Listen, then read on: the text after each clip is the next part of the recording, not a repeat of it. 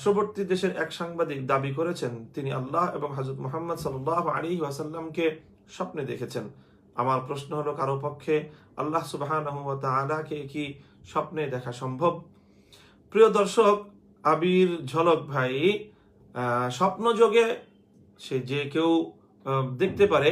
আল্লাহ রাব্বুল আলামিনকে দেখলো, কিন্তু স্বপ্নের দেখাটা তো স্বপ্নের মধ্যেই দেখা, সেটি প্রকৃত আল্লাহকে দেখা এবং রাসূল সাল্লাল্লাহু আলাইহি ওয়াসাল্লামকে যে স্বপ্নে দেখলো সেটা হাদিসের মধ্যে এসেছে যে সে আল্লাহ রাসূলকেই দেখলো।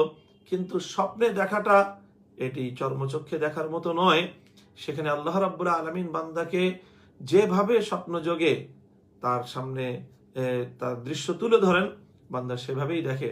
সুতরাং স্বপ্ন যোগে সে যা দেখলো সেটা বাস্তবিক পক্ষেই তার রূপ এবং তার দেখতে ঠিক তেমনই, বিষয়টি এমন নয়, বরং তার স্বপ্ন যোগে সে এমন একটি বিষয় দেখতে পারে, এতে এতে কোনো সমস্যার কিছু নেই।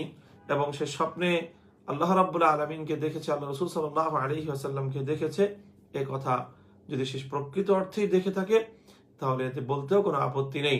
তবে স্বপ্নে যে সে রূপে দেখেছে, যে আকৃতি দেখেছে, সেটি প্রকৃত রূপ এবং সেটি প্রকৃত আকৃতি হতে হবে, এর কোনো বাধ্যবাধকতা নেই এবং সেটি অধিকাংশ ক্ষেত্রে সম্ভব নয়।